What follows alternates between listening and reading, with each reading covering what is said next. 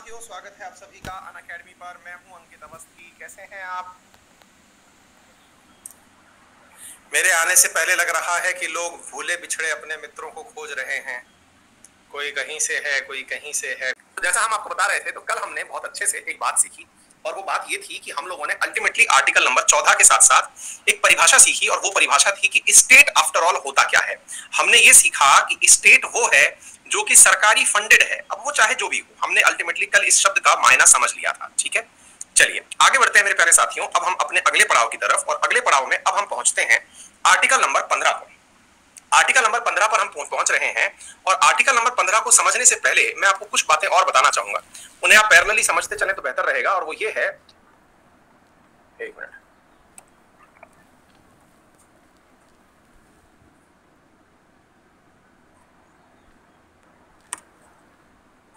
एक मिनट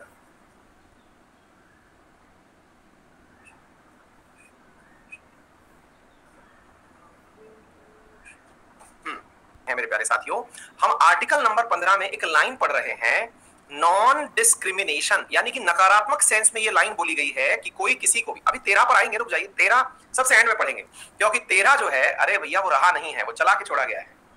वो रहा नहीं है, वो चला के छोड़ा गया है, क्योंकि 13 बताने से पूर्व हमें और चीजें पढ़ानी है, क्योंकि अल्टीमेटली 13 ही तो हमें ये कहेगा कि जब कुछ भी ना हो तो आर्टिकल 32 और आर्टिकल 13 वही कॉन्स्टिट्यूशनल रेमेडी है आफ्टर ऑल। राकेश भावरा कह रहे हैं कि सर आर्टिकल 1 से लेके 12 कब पढ़ाओगे? 12 तो कल पढ़ा दिए बेटा। 1 से लेके 12 हम बीच में सप्लीमेंट्री पढ़ाएंगे। सप्लीमेंट्री का मतलब है कि सिटीजनशिप जो है उसके बारे में कुछ बेसिक नॉलेज आपको आर्टिकल्स के बारे में दिए जाएंगे, क्योंकि उसमें एज सच कॉन्स्टिट्यूशनल अमेंडमेंट के अलावा, एनआरसी के अलावा पढ़ाने के लिए कुछ नहीं है। आ जाएंगे, आप लोड मत लीजिए, आपसे ज्यादा फिक्र है मुझे आपकी, बस आप पढ़िए मस्त आराम से, है ना। आइए साथियों, तो सीन क्या है? Non discrimination on ground of religion, race, sex और प्लेस ऑफ बर्थ। ठीक है सर, हमको कहा गया है कि किसी भी प्रकार से भेदभाव नहीं किया जाएगा। कैसे? धर्म के आधार पर, जाति के आधार पर, लिंग के आधार पर, जन्म स्थान के आधार पर और नस्ल के आधार पर। इन आधारों पर किसी भी व्यक्ति के साथ में कोई भी भेदभाव नहीं किया जाएगा, ऐसा हमारे लिए एक स्टेटमेंट के तहत लिखा हुआ है। लेकिन कहां? लेकिन कहां? अर्थात कहने का अर्थ यह है कि कहां पर डिस्क्रिमिनेशन नहीं होगा, है ना बड़ी बात। ये लाइन तो लिख दी और बड़े गर्व से हमने पढ़ भी ली, लेकिन कहां पर नहीं होगा? घर में नहीं होगा, दोस्तों के बीच नहीं होगा, पब्लिक प्लेसेस में नहीं होगा, क्या नहीं होगा? तो अब सुनिए ध्यान से, ये आर्टिकल आफ्टर ऑल कहता क्या है।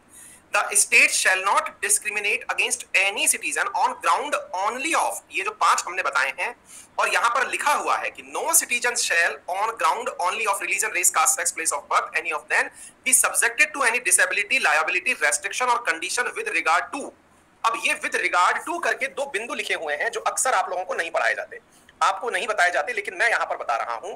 किस चीज का? यहां पर साफ साफ लिखा हुआ है कि किसी भी व्यक्ति को दुकान में घुसने से कोई नहीं रोक पाएगा। Access to shop, public restaurant, hotel, अगर आपको दिख रही हो तो यहां पर चल रही है ये लाइनें। Access to shop, public hotel, restaurant, place of public entertainment, the use of well, second line B वाली लाइन पढ़िए, well, tank, bathing ghat, road and place of public resort financed wholly or partially out of the state fund or dedicated to the use of general public। यानी कि कोई भी व्यक्ति को मना नहीं किया जाएगा। कहां कहां पर मना नहीं किया जाएगा? तो इस बिंदु को समझने का प्रयास करिए। कोई बात नहीं, नहीं दिखा तो भी कोई बात नहीं, देख करके भी कुछ कर नहीं पाओगे, लेकिन जो सुना उस पर विश्वास कर लो, क्योंकि देखा तो आपने बहुत कुछ है, याद कुछ भी नहीं है ना। बस सुन करके ये विश्वास कर लो कि इस बिंदु के अंदर ये लिखा हुआ है कि किसी व्यक्ति को डिस्क्रिमिनेट नहीं किया जाएगा। इन आधारों के ऊपर कहां कहां डिस्क्रिमिनेट नहीं किया जाएगा? तो लिखा हुआ है, किसी दुकान में चढ़ते समय किसी व्यक्ति से यह नहीं कहा जाएगा कि तुम महिला हो इसलिए इस दुकान में नहीं आ सकती हो।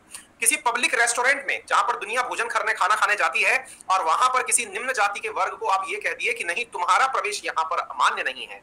किसी होटल में, किसी प्लेस ऑफ पब्लिक एंटरटेनमेंट में, यानी कि आप सिनेमा घर गए, वहां पर आपको यह कह दिया कि आप इस वर्ग से हैं इसलिए आपको अलाउ नहीं है। एक फिल्म के अंदर ये चीज बहुत अच्छे से दिखाई गई है। अगर आपने देखी हो तो लीजेंड ऑफ भगत सिंह करके एक फिल्म है, मैं अक्सर इस बात को कोट करता हूं जब भी पढ़ा रहा होता हूं कि लीजेंड ऑफ भगत सिंह नामक फिल्म है, अजय देवगन अभिनीत, जिसमें उन्होंने अजय देवगन ने एक्टिंग की है बहुत बढ़िया अजय उनकी भगत सिंह की। तो उस फिल्म के अंदर एक दृश्य दिखाया गया है जहां पर ये वाला संगीत गीत गाया गया है, पगड़ी संभाल जट्टा पगड़ी संभाल, क्योंकि ये वाला मूवमेंट चला था। असल में पगड़ी संभाल जट्टा जो है ये भगत सिंह के चाचा अजीत सिंह के नेतृत्व में चला हुआ एक आंदोलन था, पगड़ी संभाल, ठीक है ना। तो मेरे प्यारे साथियों, वो जब गीत आता है उस समय फिल्म के एक दृश्य में ये दिखाया गया है कि वहां अंग्रेज जहां बैठे हुए हैं वहां पर लिखा हुआ है beware of dogs and Indians, यानी कि इस जगह पर कुत्तों का और भारतीयों का प्रवेश निषेध है। अर्थात डिस्क्रिमिनेशन अगर हुआ तो एक सिनेमा घर के अंदर इस प्रकार की लाइन लिखी हुई थी। मेरे प्यारे साथियों, ऐसा हमारे देश में ना हो, क्योंकि आप में से बहुत सारे बच्चे 90s के हैं। 90s के मतलब आप में से अधिकांश क्लास जो है वो पैदा ही 95 के बाद हुई होगी। 95 वाले हैं, कुछ मतलब 98 वाले होंगे, कुछ 2000 सन के भी पैदा हुए क्लास में बैठे होंगे। तो जो विद्यार्थी इस जमाने के हैं, 21वीं शताब्दी के जो लोग हैं, उन्हें तो ये पता ही नहीं है कि कहीं ऐसा भी होता होगा, यानी कि ऐसा भी होता होगा कि जिनके अंदर बिल्कुल होंगे 2001 2000 तो बिल्कुल है। आप में से बहुतों को तो ये लाइन भी नहीं पता होगी कि अच्छा ऐसा भी होता था कि हमारे लिए प्रवेश निषेध होता था। मतलब आज भी क्या सर ऐसा होता है कि किसी को ये कह दे कि कोई हाँ भाई तू महिला है इसलिए अंदर नहीं आ सकती, या पुरुष है इसलिए तू इस क्षेत्र में नहीं जा सकता। आपके सामने जीवंत उदाहरण है। कौन कौन से उदाहरण है साथियों? सबरीमाला जो मुद्दा है वो असल में इसीलिए उठा।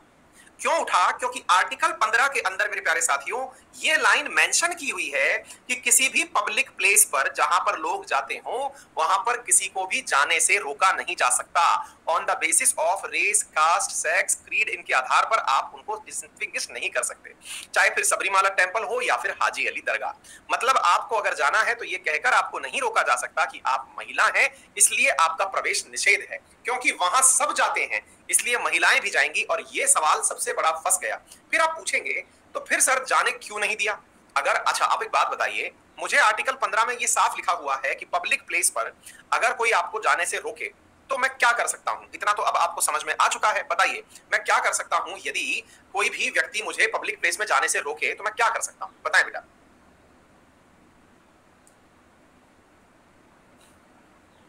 अक्षय लास्ट में बेटा एक बार डिस्कस कर लेंगे अपन, है ना। मैं सुप्रीम कोर्ट जा सकता हूं। क्यों बेटा? क्योंकि आर्टिकल 32 में मुझे यह कहा गया है कि यदि मेरा कोई भी मूल अधिकार पूरा नहीं होता तो मैं उसकी मांग करने के लिए सीधा सुप्रीम कोर्ट की यात्रा कर सकता हूं। अच्छा, तो फिर मुझे यह बताइए कि महिलाओं का सुप्रीम कोर्ट जाना सही था या नहीं था? आपके हिसाब से आपको क्या लगता है? ऑटोमेटिकली महिलाओं ने डिमांड करी कि सबरीमाला मंदिर में हमें प्रवेश मिलना चाहिए क्योंकि आर्टिकल 15 कहता है इस बात का। अच्छा चलिए, तो अब मैं एक आर्टिकल और पढ़ाता हूं आपको। उस आर्टिकल को पहले देख लेते हैं, फिर हम वापस लौट करके यहां आएंगे और उस आर्टिकल को यहां पर पढ़ करके देखिए। यह है धार्मिक स्वतंत्रता का अधिनियम 25 से लेकर के 28। जरा पढ़िए क्या लिखा हुआ है। यहां लिखा हुआ है freedom of conscience and free profession, practice and propagation of religion. अंतरात्मा से मैं जिस भी धर्म का प्रचार प्रसार करना चाहूं मैं कर सकता हूं। धार्मिक मामलों के प्रबंधन की स्वतंत्रता, आर्टिकल नंबर 26, यहां पर यह भी लिखा हुआ है। तो मुझे एक बात बताइए मेरे प्यारे साथियों, ये वाला आर्टिकल नंबर 26 जो यहां पर लिखा हुआ है ये मूल अधिकार है या नहीं है? ये मूल अधिकार है या नहीं है, मुझे ये बताइए, है ना। इसका अर्थ ये है कि मुझे मेरे धार्मिक मामलों के प्रबंधन की स्वतंत्रता है। अर्थात मैं अगर अपने मंदिर के अंदर ये चाहता हूं कि महिलाओं का प्रवेश ना हो तो ये मेरा धर्म का मामला है और मैं धर्म के मामले के अंदर किस प्रकार से व्यवहार करूं ये मेरी स्वतंत्रता है। अब मुझे ये बताइए, एक तरफ तो मैं कहता हूं आर्टिकल 15 मूल अधिकार है और एक तरफ 26 कहता है कि मैं अपने धर्म का प्रबंधन कर सकता हूं। तो मुझे ये बताइए आर्टिकल वर्सेस आर्टिकल हुआ या नहीं? मूल अधिकार से मूल अधिकार लड़ गया कि नहीं? और जब एक मूल अधिकार से दूसरा मूल अधिकार लड़ जाता है और दोनों में ही आप 32 नंबर आर्टिकल के कारण सुप्रीम कोर्ट पहुंच जाते हैं तो सुप्रीम कोर्ट किसे सही ठहराए? सुप्रीम कोर्ट किसे सही ठहराए? है गजब सवाल। सुप्रीम कोर्ट में 32 नंबर के तहत आप जा सकते हैं, सही किसे ठहराए? यही कारण है मेरे प्यारे साथियों कि यह धर्म संकट जो धर्म के कारण उत्पन्न हुआ है, सुप्रीम कोर्ट में शुरू होते हुए 3 जजेस की बेंच से 5 जजेस बेंच, 5 से 7, 7 से 9, 9 से लेके 11, 11 से लेके 13 जजेस तक भी जा सकता है। अभी तक 7 जजेस की बेंच तक तो डिसीजन दे चुकी हैं और उसके बाद में ये आगे भी जा सकता है, फिर और भी आगे जा सकता है, फिर और भी आगे जा सकता है, फिर और भी आगे जा सकता है। क्यों? क्योंकि आफ्टर ऑल मुद्दा ये है कि भैया अगर आपके पास तर्क अच्छे हैं और आप ये कुछ विद्यार्थी पूछ रहे हैं सर ऑड हमेशा क्यों लेते हैं? बेटा ऑड के केस में कोई ना कोई पक्ष जरूर जीतेगा, इवन के केस में टाई हो सकता है, ऑड के केस में कोई ना कोई जरूर जीतेगा, है ना? दो एक तरफ या एक तरफ, कोई तो जीतेगा ना बेटा। अधिकतम अभी तक 13 जज तक गया है, तो ये अगला जो केस है मेरे प्यारे साथियों, हजरत सबरीमाला वाला केस, ये भी जाएगा 13 से ऊपर तक निकलेगा। तो कहने का अर्थ क्या है मेरे प्यारे साथियों, मैं अगेन आपसे ये कह रहा हूं कि भारत के संविधान में बहुत सारे मूल अधिकार ऐसे हैं जो एक दूसरे को काटते हैं। एनीवे, फिलहाल के लिए आप इस बात को इतना समझ के काम चलाइए कि भारत के संविधान के अंदर जो ये आपके सामने आर्टिकल नंबर 15 लिखा हुआ है, ये इस बात की इजाजत देता है, किस बात की इजाजत देता है कि राज्य को डिस्क्रिमिनेशन नहीं करना चाहिए। किस आधार पर नहीं करना चाहिए? मतलब किस आधार पर नहीं करना चाहिए? इन आधारों पर नहीं करना चाहिए। अब क्या होता है साथियों, एक बहुत बड़ा प्रश्न उठता है। देखिए, आप में से बहुत सारे बाल कलाकार ऐसे होंगे जो आपको घर से बाहर जाने से रोकते होंगे, आपके बाल मित्र, बाल सखा, है ना? लेकिन मैं उन बाल कलाकारों की बात नहीं कर रहा हूं, मैं उन बाल कलाकारों की बात कर रहा हूं जो इन सवालों को पढ़ते समय एक अलग चिंता दिमाग में लिए बैठे होंगे, और वो चिंता ये होगी कि सर आप इतना गहराई से हमें क्यों पढ़ा रहे हो, हमारे इतना काम थोड़ी आएगा। पता नहीं यार, मुझे नहीं समझ में आता कि मैं क्यों पढ़ा रहा हूं, लेकिन मुझे लगता है कि ये काम जरूर आएगा, क्योंकि यहां से भारत निर्माण हो रहा है इस सवाल से। अब भारत निर्माण की तरफ हम चल रहे हैं। भारत निर्माण ये है साथियों कि आप में से कुछ लोग कहेंगे कि सर आपने 5 पॉइंट बताए, आपने कहा रिलीजन, आपने कहा रेस, आपने कहा कास्ट, आपने कहा सेक्स, और आपने कहा प्लेस ऑफ बर्थ। सर मुझे एक बात बताओ, हम एक एक करके सर सवाल पूछते हैं आपसे। इंडिया में नस्ल का तो कोई मुद्दा उठता ही नहीं है, क्योंकि हमारे यहां पर गोरे और काले की लड़ाई नहीं होती। लेकिन सर इसको ले लो, इसको ले लो, इसको ले लो, इसको ले लो, खूब लड़ाइयां होती हैं हमारे यहाँ पे। उदाहरण के रूप में बताते हैं आपको। सबसे पहले शुरुआत करते हैं इस जगह से। क्या है ये? कास्ट वाला मुद्दा। कास्ट वाला मुद्दा क्या है मेरे प्यारे साथियों? इस कास्ट वाले मुद्दे के अंदर सर आपने कहा स्टेट शैल नॉट डिस्क्रिमिनेट, यानी राज्य को भेद नहीं करना चाहिए। किसके बीच में भेद नहीं करना चाहिए? राज्य को भेद नहीं करना चाहिए, क्योंकि राज्य जो है वो कास्ट के आधार पर किसी को ऊंचा और नीचा नहीं बता सकता। तो सर मेरा एक सवाल है आपसे, राज्य ने जनरल, ओबीसी और एससी एसटी में ऐसा क्यों किया? बोले क्या किया बेटा? बोले सर जनरल के लिए कट ऑफ रख दी 60% नंबर, ओबीसी के लिए 50% नंबर, इनके यहां पर एससी एसटी के लिए आपने 40% नंबर कट ऑफ रख दी। तो सर ये तो सीधा सीधा आपके आर्टिकल नंबर 15 का उल्लंघन है। आर्टिकल नंबर 15 का अगर ये उल्लंघन है तो सर जाऊं मैं सुप्रीम कोर्ट? अभी तक शायद किसी को पता ना हो, शायद अगर आप इजाजत दे दें तो मैं सुप्रीम कोर्ट चला जाऊं। और बात भी सही है, क्योंकि उनकी बात में दम है। बोले सर अगर आप कह दें तो मैं सुप्रीम कोर्ट चला जाऊं, क्योंकि अल्टीमेटली इस सवाल में वही वाला प्रश्न उठ करके वापस चला आया। सर मैंने कहा भाई कौन सा वाला प्रश्न चला आया? बोले सर यहां पर प्रश्न वही वाला चला आया कि राज्य ने पहले तो कहा था मैं डिस्क्रिमिनेट नहीं करूंगा, लेकिन सर अंत में उसने डिस्क्रिमिनेट कर दिया। अच्छी बात है। तो मेरे प्यारे साथियों और सखाओं, मैं आपके साथ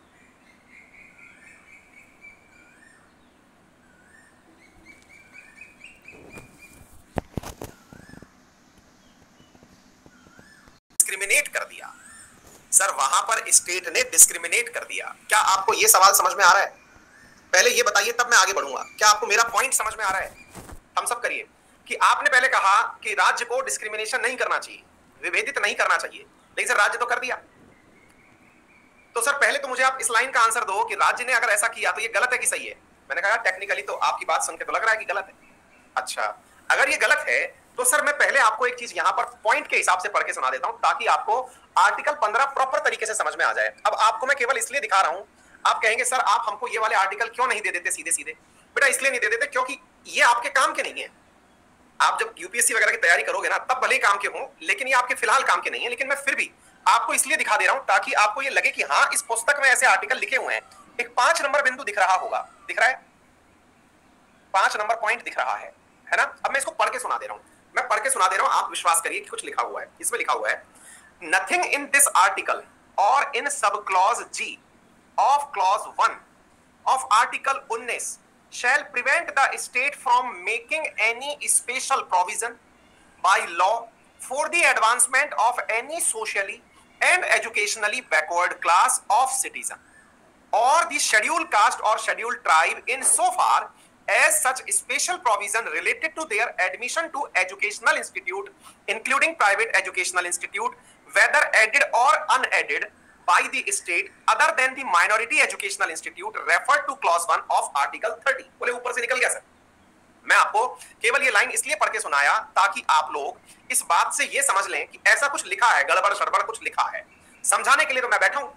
आर्टिकल नंबर 15, आर्टिकल नंबर 15 के अंदर सब क्लॉज, देखो आर्टिकल्स को ऐसे पढ़ा जाता है, ऊपर की तरफ लिखा हुआ है नंबर 15, ये लिखा हुआ 15।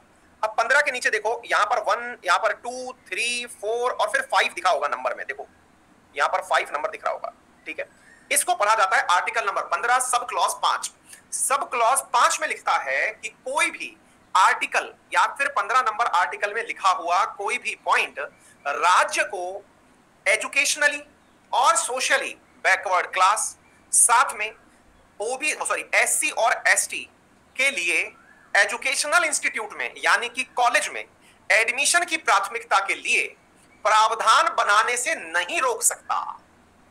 कहने का अर्थ यह हुआ कि जहां आपने 15 में यह बात लिख दी, 15 में आपने क्या लाइन लिख दी? 15 में तो आपने कहा कि स्टेट शैल नॉट डिस्क्रिमिनेट, राज्य को डिस्क्रिमिनेट नहीं करना चाहिए रेस, कास्ट, सेक्स इनके आधार पर। लेकिन वहीं इसी आर्टिकल के सब क्लॉज 5 में आप लोग ये लिखते हैं कि कॉलेज में ओबीसी और एससी एसटी का रिजर्वेशन होगा। सरल रूप से इस बात को बस हम समझने का प्रयास कर लेते हैं। यानी इस पॉइंट के अंदर ये जो लाइन मेंशन की गई है कि यहां पर ओबीसी को और एससी एसटी को, ओबीसी अभी शब्द यूज नहीं किया गया, इसमें लिखा गया socially and educationally backward class, और ये लिखा गया कि इनके लिए राज्य को प्रावधान बनाने से कोई नहीं रोक सकता। तो फिर आप कहेंगे सर ये तो दोनों ही बातें हो गई, सर इसी का तो मतलब कहीं वो नहीं है रिजर्वेशन। मैंने कहा जी हां, जब आर्टिकल में ये बात लिखी हुई है तो इसी को तो रिजर्वेशन कहते हैं। सरकार ने इसी के आधार पर रिजर्वेशन दे दिया। फिर आप पूछेंगे कि अच्छा तो ये तो एक सोची समझी रणनीति थी कि एक तरफ तो कहा समानता होगी, आर्टिकल का नाम ही दे दिया समानता के ऊपर अधिकार, आर्टिकल का नाम ही है समानता, राइट ऑफ इक्वालिटी। इधर देखिए राइट ऑफ इक्वालिटी 14 से लेकर के 18, और आप इक्वालिटी के नाम पर हमको उल्लू बना रहे हो। ये तो दोनों बातें कर दी आपने। फिर इक्वालिटी कहां से रही? अब आपकी सटक गई। आपकी क्यों सटक गई? इक्वालिटी कहां है? मैं तो इक्वालिटी ढूंढ रहा हूं, इक्वालिटी तो है ही नहीं बेटा। गवर्नमेंट जॉब में, हाँ एक विद्यार्थी ने सवाल पूछा सर गवर्नमेंट जॉब में भी तो रिजर्वेशन है। हरिहर बेटा, हरिहर गवर्नमेंट जॉब में जो रिजर्वेशन है वो आर्टिकल नंबर 16 में लिखा हुआ है। देखो आर्टिकल नंबर 16 की लाइन भी एज इट इज ही है। इधर देखो, religion, race, caste, sex, descent, place of birth and residence और एनी ऑफ देम, यही लाइन इसमें भी है। लेकिन आर्टिकल नंबर 16 के अंदर भी ऐसे ही एक सब क्लॉज सरकारी नौकरी के लिए दिया हुआ है, और वो है मेरे प्यारे साथियों sub clause number 4। Sub clause number 4 जिसमें ये लिखा हुआ है आर्टिकल नंबर 16 इसका sub clause 4, nothing in this article shall prevent the state from making any provision for reservation of appointment और post in favour of backward. यानी कि article 16 का सब क्लॉज 4 और आर्टिकल 15 का सब क्लॉज 5 इनडायरेक्टली हमें एक बात सिखा गया। क्या बात सिखा गया? कि भैया बात ऐसी है कि रिजर्वेशन तो होगा। मतलब हमें ये लाइन सिखा गया कि भैया समझ के रहिएगा कि रिजर्वेशन तो होगा। अब आपके दिमाग में एकदम तन गई कि यार ये तो हमारे साथ सरासर नाइंसाफी है। मतलब आपने एक तरफ तो कॉलेज में रिजर्वेशन दे दिया 15 के पार्ट 5 में, और दूसरी तरफ 15 के भाग 16 के भाग 4 में नौकरी में दे दिया। फिर आप अपने आर्टिकल का नाम देते हो कि ये समानता का अधिकार है। सर ये तो गड़बड़ है। गड़बड़ नहीं है साथियों। अब आपको समझने की आवश्यकता है रिजर्वेशन क्या है। रिजर्वेशन इधर देते हैं साथियों। आइए साथियों अब चलते हैं हमको समझाने के लिए रिजर्वेशन की यात्रा पर। क्या है रिजर्वेशन की यात्रा? आइए मेरे साथ चलते हैं।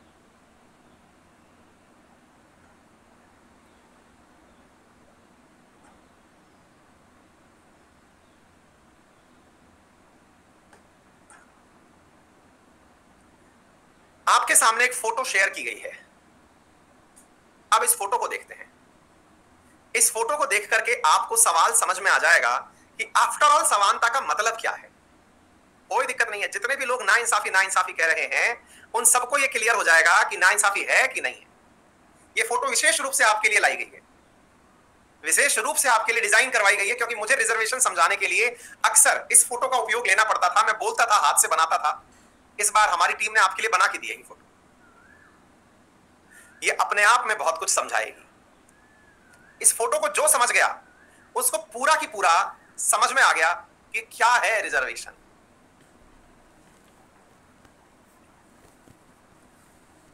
अच्छे से समझ लो, जो नहीं समझ पाए उनको फिर मैं समझाऊंगा। ये रिजर्वेशन समझा रही है फोटो। कहते हैं ना तस्वीरें बहुत कुछ बोलती हैं, तो ये बोल गई तस्वीरें। आपको याद होगा जो पुराने विद्यार्थी होंगे, यही मेरा उदाहरण है, आज से नहीं जब से मैं पढ़ा रहा हूं, ये मेरा एग्जाम्पल है रिजर्वेशन को समझाने का। अब समझते हैं साथियों, आगे बात समझ में। रिजर्वेशन क्या है? ये है रिजर्वेशन। चलिए तो अब व्याख्या करते हैं इस तस्वीर की, जो नहीं समझ पाए अब व्याख्या करते हैं। क्या? सुनिए मेरे प्यारे साथियों। मेरे प्यारे साथियों, आपके सामने तीन लोग खड़े हुए हैं, एक लंबा है, एक मध्यम ऊंचाई का है और एक कम ऊंचाई का है। इन तीनों को स्टेडियम में चल रहा क्रिकेट मैच देखना है। इन तीनों को स्टेडियम में चल रहा क्रिकेट मैच देखना है, लेकिन तीनों के लिए जो भी साधन उपलब्ध थे वो बराबर थे। साधन उपलब्ध थे यानी कि तीनों के लिए सीढ़ियां रखी हुई थी। ऐसी स्थिति में यहां पर इन तीन सीढ़ियों में से यदि इस बच्चे को और इस बच्चे को और इस बच्चे को तीनों को बराबर जगह पर खड़ा करके रखा गया, तो ये बच्चा जो है ये मैच नहीं देख पाया। अब आप पूछेंगे इसका हमारे रिजर्वेशन से क्या लेना देना? भाई सिंपल सा लेना देना है। हमारा जब देश आजाद हुआ था तो एक वर्ग, जिसे आप सामान्य वर्ग कहते हैं, जनरल कास्ट जिसे आप कहते हैं, ब्राह्मण, क्षत्रिय, वैश्य, जैन, जिस उसमें आते हैं, वो वर्ग ऐसा था मेरे प्यारे साथियों जो ऑलरेडी पढ़ा लिखा था, उसे समाज में ढंग से रहना करना आता था, चलना आता था, समझना आता था, समाज में उसकी एक प्रतिष्ठा थी, उसको समाज में अपनी बातें मनवाने के लिए किसी से झगड़ना नहीं पड़ता था, सभी मंदिरों में उसका प्रवेश था, वो जहां से आए उसको सम्मान, इज्जत, दर्जा सब मिलता था और वो आसानी से सब चीजें यूज करता था। लेकिन एक व्यक्ति ऐसा भी था जब देश आजाद हुआ, उस समय उस व्यक्ति को देश में कहीं पर भी कोई कांच के कप में चाय पिलाने को तैयार नहीं था। एक ऐसा व्यक्ति था जिसको कि उन्हीं बर्तनों में खाना खिलाने को तैयार नहीं था जिनमें वो आज खाना खाता है। मेरे प्यारे साथियों, आज भी इस बात को आप माने या ना माने, बहुत सारी जगह पर हमारे परिवारों में, हमारे समाज में ऐसी जगह बहुत सारे इंसिडेंट आपको दिखाई देते हैं जिनमें आपको वो लोग इस प्रकार का डिस्क्रिमिनेशन करते हुए देखे जाते हैं। वो इंसान और इंसान में इस बात का भेद करते हैं कि ये है कास्ट में लोअर कास्ट के हैं और इनके बर्तन अलग होने चाहिए। आप अपने घर में पुरानी जगह पर जाइए और देखिए। तो अब ये जो शब्द है ना जो मैंने यूज किया, बहुत हार्श है, बहुत सारे लोगों को लगेगा, अच्छा बहुत सारे लोगों की अपनी फीलिंग्स भी होंगी, बहुत सारे लोगों के पर्सनल अनुभव होंगे बहुत कड़वे, बोले नहीं सर ऐसा नहीं है, इन्होंने हमारे साथ ये कर दिया, हमने यूं कर दिया। वो पर्सनल ग्रीवांसेस हटाइए। जब देश चलता है तो देश मेजॉरिटी की बात करके चलता है, वो ये सोच करके चलता है अधिकतम का लाभ कैसे सुनिश्चित हो। तो मेरे प्यारे साथियों, इस व्यक्ति को उस जगह पहुंचाना था ताकि ये भी जो सरकार के द्वारा प्रायोजित मैच है उसका आनंद ले सके। तो उसका आनंद लेने के लिए इस व्यक्ति का अपलिफ्टमेंट जरूरी था, इसको उठाना जरूरी था। तो इस व्यक्ति को उठाने के लिए एक ही तरीका था, वैकेंसी तो 100% ही थी, लेकिन यहां से इसके नीचे की कुर्सी निकाल के इसको दे दी कि बेटा तुम इस पे खड़े हो जाओ, तुम तो अभी भी मैच देख पाओगे और इसको सहारा मिलने के बाद अब ये भी मैच देख पाएगा। क्या आपको मेरी बात समझ में आ रही है? तो ऐसी स्थिति में इन तीनों को राज्य ने समान ही किया है। तो जो आर्टिकल 15 में आप लोग लाइन पढ़ते हैं, क्या लाइन पढ़ते हैं आप लोग? आर्टिकल 15 में लाइन पढ़ते हैं कि स्टेट शैल नॉट डिस्क्रिमिनेट। अगर राज्य, मेरे प्यारे साथियों, इनके अपलिफ्टमेंट का प्रयास नहीं करता तो ये डिस्क्रिमिनेशन कहलाता। फिर से सुनिएगा, यदि राज्य इनके अपलिफ्टमेंट का प्रयास नहीं करता तो ये डिस्क्रिमिनेशन कहलाता। डिस्क्रिमिनेशन ये नहीं है कि इसके साथ में क्या दे दिया गया, लाभ दे दिया गया। आप में से कुछ लोग एक चीज को लेकर बहुत ज्यादा परेशान रहते हैं, और वो क्या है? आप लोग कहते हैं कि सर लेकिन आरक्षण का लाभ वो व्यक्ति ले रहा है जो खुद भी आईएएस बन गया, उसका बेटा भी आरक्षण का लाभ लेकर आईएएस बन गया, उसकी तीसरी पीढ़ी भी लेकर के आईएएस बन गई। बिल्कुल सही कह रहे हैं आप। तो आप मुझे ये बताइए, इससे किसे लड़ना चाहिए? इससे किसे लड़ना चाहिए? उसी वर्ग के लोगों को जो आरक्षण का लाभ लेने के लिए हकदार हैं, और उनका हक उन्हीं की कास्ट में एक ऐसा व्यक्ति जो उनका सारा हिस्सा खा के आगे चला जा रहा है, उन्हें अपने हक की मांग करनी चाहिए या हमें उनके हक की मांग करनी चाहिए? मतलब समझ रहे हैं आप? हमें से मतलब जिन्हें रिजर्वेशन नहीं मिल रहा। तो आप मुझे ये बताइए, अगर मैं आपके सामने एक छोटा सा उदाहरण देता हूं, आप में से अक्सर बहुत सारे लोग इस बात से प्रभावित होते हैं, सर आप नहीं देखते एक आईएएस का बेटा आईएएस बन जाता है, आईएएस का बेटा आईएएस बन जाता है, उसके बाप ने रिजर्वेशन लिया, बेटे ने लिया, अब पोता लेगा। बिल्कुल, ये बिल्कुल गलत है। लेकिन गलत है तो असल में ये गलत जितना आपके लिए है ना, उससे ज्यादा गलत वो उस कास्ट के लिए है जिसके कास्ट के लोग इस ऐसे लोगों के लिए, ऐसे लोगों की वजह से जो आरक्षण का लाभ लेते लेते उन लोगों का हक खा गए जो कि वाकई में आरक्षण के हकदार थे। साथियों एक रिपोर्ट कहती है कि आज भी शेड्यूल कास्ट के अंदर जो अधिकांश आरक्षण है वो उन लोगों के पास नहीं पहुंचा जो वाकई में अत्यंत निम्न कास्ट के अंदर आते हैं। अब इसके ऊपर आपको मालूम होना चाहिए कि भारत सरकार एक ऐसी समीक्षा तैयार करवाई है जिसमें शेड्यूल कास्ट के अंदर भी अब वर्गीकरण होगा। वर्गीकरण होगा से मतलब है अभी वो चल ही रहा है और उसके ऊपर बहस किया जाना बाकी है। National commission of schedule caste इसकी तैयारी कर रहा है जिसमें यानी सब क्लासिफिकेशन ऑफ शेड्यूल कास्ट, यानी कि जातियों को पहचाना जाएगा कि ये शेड्यूल कास्ट में है, इसको इतना परसेंट रिजर्वेशन शेड्यूल कास्ट का मिलना चाहिए। बाकी जो बच गए बहुत सारी जातियां आज भी चूहा खा के पेट भर रही हैं, चमड़े का काम कर रही हैं, आज तक शिक्षा उन तक नहीं पहुंची, उन लोगों तक आरक्षण का लाभ पहुंचाया जाए। तो आरक्षण बुरा नहीं है, आरक्षण का जो डिस्ट्रीब्यूशन है, आरक्षण का जो लोग लाभ ले रहे हैं उसमें कुछ खामियां हैं जिसकी वजह से आप लोग आहत हैं। मैं मेरी पूरी क्लास से इस बात से सहमत हो सकता हूं और मेरी पूरी क्लास मुझसे इस बात पर सहमत हो सकती है कि सर आरक्षण जो है हम चाहेंगे कि उस व्यक्ति को मिले जो नाली में उतर करके हमारे लिए सफाई का कार्य कर रहा है। सर हम चाहेंगे कि आरक्षण उस व्यक्ति को मिले जिसके पास खाने के लिए 2 समय का भोजन नहीं है। सर हम दुखी हैं इस बात से कि आरक्षण उस व्यक्ति को मिलता है जो आरक्षण से पहले भी आईएएस निकाल लिया, इस बार भी निकाल लिया और उसका बच्चा भी निकालेगा। हमें दुख उसके ऊपर होता है। तो भैया उसके ऊपर जब आपको दुख होता है तो इसका आप क्या कर सकते हैं? इसके लिए आप भी अवेयरनेस फैलाएं उन लोगों में, विशेष रूप से जिन्हें आरक्षण का लाभ मिलना चाहिए लेकिन नहीं मिल पाया, उनके बीच में आप जागृति फैलाएं। सरकार अपने लेवल पर इस कार्य को कर रही है और निश्चित ही यह कार्य होगा। क्या आपको मेरी बात समझ में आ रही है? मतलब रिजर्वेशन आप बिल्कुल नहीं चाहेंगे साथियों। आपको मैं ऐसी ऐसी स्थितियां दिखा सकता हूं। आज भी आपको लगता है ना कि एससी एसटी के लिए आरक्षण हो गया, हर जगह पर कोई निश्चित कास्ट है जो सारा बेनिफिट ले जा रही है। इनमें भी अब जनरल और मतलब इनके अंदर भी वर्गीकरण हो चुका है, इनके अंदर भी एक अपर कास्ट और लोअर कास्ट हो चुकी है, यानी रिजर्व कैटेगरी में भी अब अपर कास्ट और लोअर कास्ट है। उनमें भी अब ऐसा होता है कि अपर कास्ट और लोअर कास्ट आपस में शादी नहीं करती हैं, उनमें भी, यानी रिजर्व कैटेगरी के अंदर भी अब ऐसा है कि जहां जिनको रिजर्वेशन मिल गया अब वो अपने आप को बड़ा समझ रहे हैं जिन्होंने लाभ उठा लिया। आ गई बात समझ में? उम्मीद है कि मैंने एक बहुत बड़ा विषय जो है वो आज टच किया। मैं सबको तो संतुष्ट करने की गारंटी नहीं दे सकता, लेकिन हाँ मेरी क्लास में से शायद 50-60% बच्चे मेरी बात से कन्विंस हुए होंगे कि आरक्षण आफ्टर ऑल क्या है और उसकी क्या आवश्यकता है। ठीक है, मैं सबकी तो गारंटी नहीं दे सकता क्योंकि भाई सबको समझाने के लिए बहुत सारी पूरी पुरानी मानसिकताएं, उनके निजी मतलब अनुभव, उनके पारिवारिक अनुभव, बहुत सारी चीजें मायने रख सकती हैं। लेकिन एक शिक्षक के नाते जो मेरा कर्तव्य था वो मैंने निभाया, क्योंकि आर्टिकल 15 और 16 पढ़ाते समय मैं अगर आपको ये बातें ना बताऊं तो ये नाइंसाफी होगी मेरे प्यारे साथी।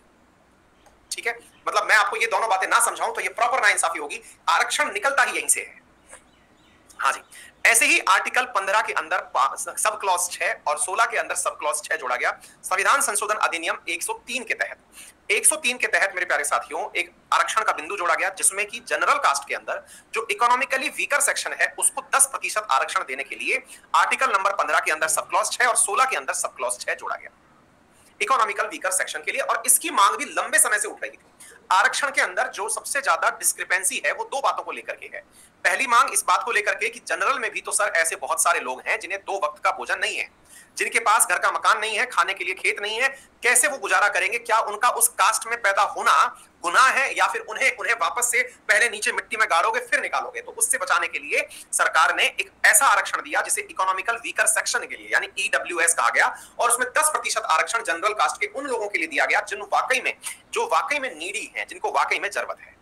आई बात समझ में? तो ये हुआ पार्ट। तो एक प्रकार से जो कमी थी आरक्षण की वो ईडब्ल्यूएस आरक्षण देकर के पूरी कर दी गई। और दूसरी कमी जो बच गई जिससे आप सब लोग प्रभावित होते हैं वो ये कि आरक्षण का लाभ उस व्यक्ति को बार बार क्यों मिलता चला जा रहा है जिसने एक बार पहले लाभ ले लिया।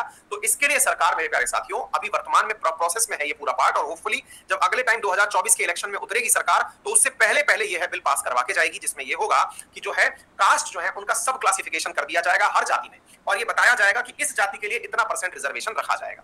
ठीक है बेटा, क्लियर? उम्मीद है आप सभी साथियों को यह बात अब अच्छे से समझ में आ गई होगी। ठीक है, चलिए आगे बढ़ते हैं साथियों अगले सवाल की तरफ, अगला आर्टिकल की तरफ। अगला आर्टिकल है आर्टिकल नंबर 17। अब देखिए, it अबॉलिशेस the untouchability and forbid it's practices in any form. अब ध्यान से सुनिए मेरे प्यारे साथियों, टिकट लेके मैच देखना चाहिए अखिल तिवारी। हाँ बिल्कुल ठीक है बेटा, आपके पास पैसे हैं इसलिए आप ये लाइन बोल पा रहे हैं ना। आपको राज्य की आवश्यकता नहीं है, आपके पास धन है इसलिए आप टिकट लेकर के देखने की बात कर रहे हैं। लेकिन बहुत सारे लोग ऐसे हैं जिन्हें सरकार को उनके अकाउंट में पैसा डालना पड़ता है बेटा, उनको मनरेगा के तहत मजदूरी देनी पड़ती है, उनके अकाउंट में पैसा देना पड़ता है, 1 रुपए किलो गेहूं देना पड़ता है। तुम कह सकते हो तुम टिकट खरीद सकते हो। यही तो समझाने का मैं इतनी देर से प्रयास कर रहा हूं अखिल तिवारी कि तुम्हारे पास पैसा है, वो क्या जाने पीर पराई जिसकी कभी ना फटी हो बिराई। मेरे प्यारे दोस्त, आपका ये जो कथन है ये बिल्कुल ऐसे ही है। एक बार रूस में क्रांति हो रही थी और रूसी राजा जार के सामने लोग प्रदर्शन कर रहे थे और राजा के सामने मांग की गई कि देखिए जनता भूख से मर रही है, लोगों के पास रोटी खत्म हो गई है। तो वो बोलता है कि रोटी खत्म हो गई तो क्या है, लोगों से कहो केक खा लें, लोगों से कहो कि ब्रेड खा लें, रोटी खत्म हो गई तो क्या है। क्योंकि उसको कभी पता ही नहीं था कि रोटी और ब्रेड दोनों एक ही चीज से मिलकर बनती है। आ गई बात समझ में? तुम गलत नहीं हो। ये फ्रेंच रेवोल्यूशन में भी इसका सेम रिपीटिशन हुआ था, लेकिन क्रांति की शुरुआत ये रशिया से हुई थी। फ्रेंच में भी सेम यही डायलॉग है। वहां का राजा भी बेवकूफ था। ठीक है, चलिए एनीवे, तो मैं आपको क्या बता रहा हूं ध्यान से सुनिएगा। तो एनीवे मेरे प्यारे साथियों, यहां पर ये बात समझ में आई आप लोगों को। आर्टिकल नंबर 16 मैंने बता दिया। Article number 17 abolition of untouchability. Untouchability का मतलब अस्पृश्यता का उन्मूलन हो। अब आप में से कुछ लोग ये कहेंगे कि state shall not discriminate on the basis of caste. ये तो सर आप बता चुके। फिर अनटचेबिलिटी के लिए अलग से पॉइंट क्यों बनाया? आइए अब चलते हैं साथियों आर्टिकल नंबर 17 की यात्रा पर। आर्टिकल नंबर 17 में जो लाइन लिखी गई है जरा हम उसे समझने का प्रयास करते हैं। हमारी पुस्तक भी वो आर्टिकल दिखा दे तो हम आपको वो आर्टिकल प्रॉपर तरीके से पढ़ के सुनाना चाहते हैं। इसके पीछे रीजन है आपको। अब इसमें एक बात हम बताएंगे जिससे कि आपको ये पता चलेगा। मान लो कि किसी ने आपको कहा कि आप जो हैं वो इस कास्ट से बिलोंग करते हैं, आपको रिजर्वेशन दिया जाना चाहिए। तो रिजर्वेशन देगा कौन? रिजर्वेशन देगी सरकार। रिजर्वेशन देगा कौन? रिजर्वेशन देगी सरकार। पन्ना तो नहीं फाड़ दिया बच्चा हमारा। 16 हो गया, 16 हो गया, 16 हो गया, 17 ही रहा। हाँ भाई सुनिए साथियों, हमारे बालक जो है वो खेलते रहते हैं इससे ना, किताबें उनके लिए। इधर देखिए साथियों, अब आर्टिकल नंबर 17 पे चलिए, देखिए क्या लिखा हुआ है। Abolition of untouchability. Untouchability is abolished and in practice in any form is forbidden. The enforcement of any disability arising out of untouchability shall be an offense punishable in accordance with law. अच्छा, अब ये क्या चीज हो गई साथियों? इस सवाल को थोड़ा समझने का प्रयास करते हैं। वास्तविकता में इसको समझने से पूर्व आपको ये रिजर्वेशन मांगेगे कहां? दोबारा से समझिए। अगर आपने कहा कि मैं एससी कैटेगरी में हूं, मुझे रिजर्वेशन चाहिए, तो आप वो रिजर्वेशन मांगेंगे किससे? आंसर है स्टेट से मांगेंगे। क्या आपको बात समझ में आ रही है? लेकिन साथियों, अगर मैं आपसे रिवर्स पूछूं कि आपको किसी ने अभद्र भाषा बोल दी, तो अभद्र भाषा बोलते ही आप इस अभद्र भाषा की शिकायत किससे करने जाएंगे? राज्य से। लेकिन इस आर्टिकल में तो कहीं भी यह नहीं लिखा हुआ है कि आपको अभद्र भाषा बोलने के ऊपर इतने साल की सजा होगी, अभद्र भाषा बोलने पर जांच ये अधिकारी करेगा। इसमें तो कहीं पर भी ये नहीं लिखा है कि किस तरह की भाषा बोलना गुनाह है, कहीं भी नहीं लिखा है। फिर क्या करिएगा? इस आर्टिकल में तो कहीं नहीं लिखा है। विकास कह रहे हैं वो तो आईपीसी में होगी ना सर। नहीं बेटा, वो आईपीसी में नहीं है। जब आईपीसी बना था तब तो रिजर्वेशन ही नहीं था।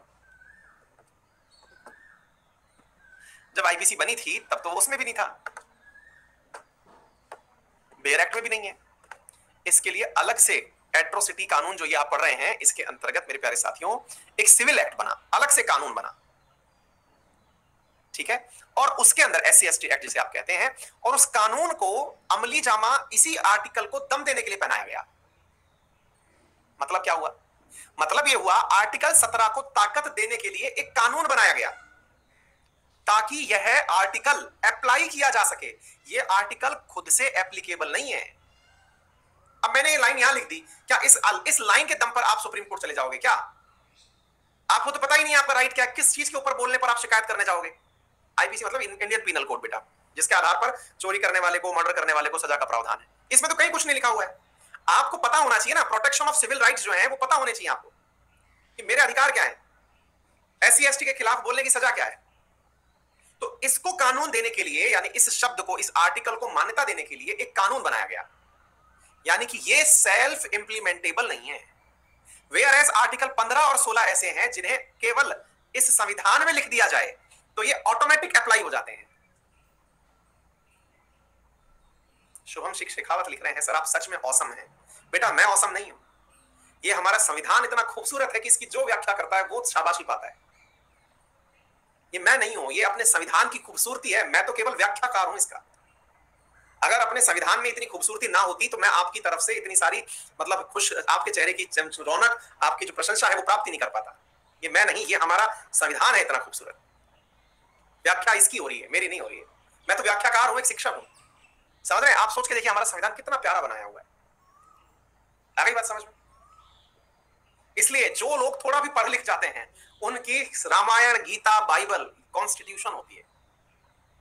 लेकिन केवल कॉन्स्टिट्यूशन रखने भर से नहीं, इसे समझना होता है, एक एक पॉइंट को पढ़ना होता है। मैं इसको कई बार पढ़ चुका हूं इस किताब को, आप इसके रंगों से इसका अंदाजा लगा सकते हैं।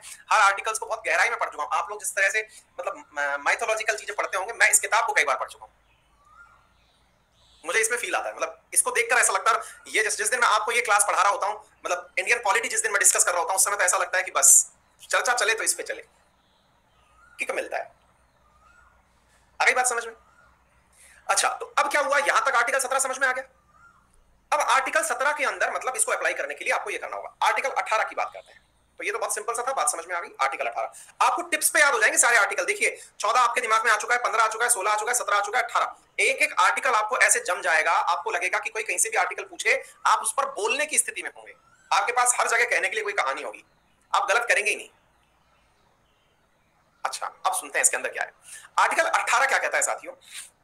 अब मान लो कि मैं आपके सामने ये कह दूं, श्री श्री 1008 श्री अंकित अवस्थी महाराज, नाम हो गया साहब। अब इतना बड़ा नाम दे दिया, इतना बड़ा नाम दे दिया कि सामने वाले व्यक्ति को मुझसे मिलने से पहले, मेरा नाम जानने से पहले, वो एक फिल्म नहीं है, वो कौन सी फिल्म है, धमाल, जिसमें वो कहता है कि मैं पूरा नाम बताऊंगा इतने में सफर खत्म हो जाएगा। वेणुगोपाल अय्यर, फिर कौन सा अय्यर, फिर कौन सा अय्यर, और चलता चलता चलता चलता नाम के साथ में नाम से नाम निकलता चला जाता है। याद है, चिन्ना स्वामी अप्पा स्वामी अय्यर, चिन्ना स्वामी वन्ना स्वामी अय्यर, है ना, वेणुगोपाल अय्यर। तो वो जो है वो असल में क्या है, आप अपने नाम को इतना वेटेज दे रहे हो कि आपके नाम की वजह से मुझे पहले ही कॉम्प्लेक्स हो जा रहा है यार। मुझे ये डर लगने लग रहा है कि भाई साहब ये आदमी तो एकदम गजब आदमी है, मतलब इससे मिलने से पहले तो मैं अपने आप को पहले से ही सेट कर लेता हूँ, पता नहीं कौन महान आत्मा आ रही है।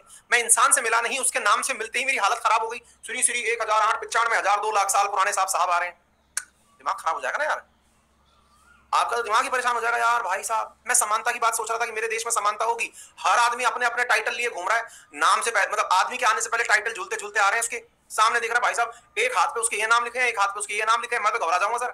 फिर तो बोले साहब ऐसी बात है, इस आदमी के सामने से पहले हटाओ लाड साहब फाड़ साहब सब हटाओ, इनके आगे जो आप लिखते हैं पंजाब केसरी की, हिंद केसरी की, जो भी लिखना है सब हटाओ, लाड साहब फाड़ साहब सब हटाओ, इनके सामने से कोई नाम नहीं चलेगा।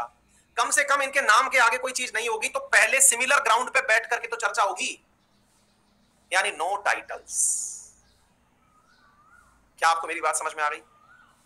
यानी किसी प्रकार के टाइटल्स को यहां पर एंटरटेन नहीं किया जाएगा, केवल 2 टाइटल्स को जो कि ऑनरेरी हैं, जिन्हें आपने पढ़कर प्राप्त किया है और देश की सेवा में यानी वेल्लोर में प्राप्त किया है, that is defence and academics. इनके जो आपके टाइटल्स हैं ये आपके नाम के आगे लगाए जा सकते हैं। यदि लता मंगेशकर अपने नाम के आगे लिखने लग जाएं भारत रत्न लता मंगेशकर, तो उन्हें मेरे प्यारे साथियों सजा भी हो सकती है। वो बात दूसरी है कि हमारे यहां पर लिखने वाले लोग भारत रत्न लता मंगेशकर जी पधार रही हैं, भारत रत्न परम श्रद्धेय भीमराव अंबेडकर जी की जयंती है, वो हमारी तो क्या है ना कि आदत रही है चीजों को बढ़ा चढ़ाकर पेश करने की।